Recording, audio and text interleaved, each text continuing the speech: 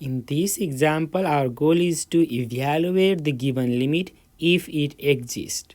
And we have given the limit of the function here as the function is x squared plus x minus 6 over x minus 2. And we need to see how that function behave when x gets closer and closer to 2. So let's try to find this. So since this is a rational function, or let's say the cosine function, so our general perception is, so let's try to use the quotient rule, which is just try to find the limit of the top and then limit of the bottom. So when you try to do that, you can clearly see here the bottom is actually approaching to 0, right? When x minus 2 approaches to 0, when x gets closer and closer to 2. So actually we cannot use the quotient rule.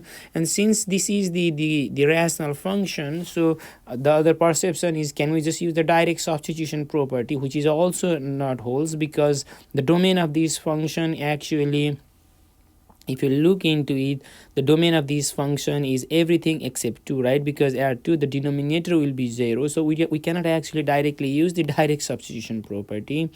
I mean, so we cannot do those things. But if you just try to, like, let's say, force you to do such thing, I mean, there will be also kind of an interesting thing happen. It's actually not the denominator is actually approaching to 0, right? When you, let's say, when x gets closer and closer to 2, x minus 2 will approach to 2 minus 2 at the bottom, and then at the top this will approach to 2 square plus 2 minus 6. On that case, this will be actually, the top will approach to 0, the bottom will approach to 0, right? So that's what we will have. And we know that if this type of phenomena happen, we say that this is actually called the indeterminate form. So when you have the indeterminate form, so that means it not only the bottom is 0, but also the top is 0, right? If we have that, then actually we try to see if we can cancel out the 0 common factor and then get an alternative expression for the given function. So let's try to see that here. So on the given function, you can see that denominator is x minus 2, right? But if you factor the top, you can clearly see here, because the top was also 0 when x approaches to 2. So we can actually see if we can find the 0 common factor here. And that is since x minus 2 here. So if let's factor the top here, which is x and x, right? So I need to get now two number whose product is negative 6, but when I combine, I need to get positive 1. That is possible from positive 3 and negative 2, and we clearly see the 0 common factor is here x minus 2, and then that is at the top and bottom. We can cancel those out.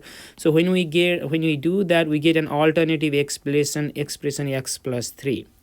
There is a fact which we can use here to actually compute the limit of this given function. Okay, so since the given function is x squared plus x minus 6 over x minus 2, when we simplify, let's say, we get x plus 3, and we can claim that the limit of the given function is exactly equal to limit of the x plus 3 at 2. And that is true because of one of the fact, which is if two functions are like same everywhere else, let's say except possibly at, let's say, x is equal to a, right?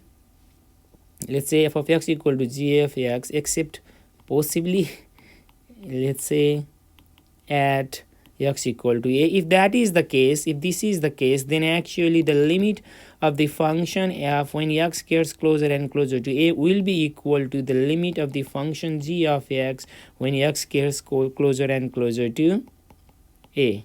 And you can clearly see here that's the fact happening over here. The given function over here, x squared plus x minus 6 over x minus 2, is exactly same with x plus 3 everywhere else except at that 2.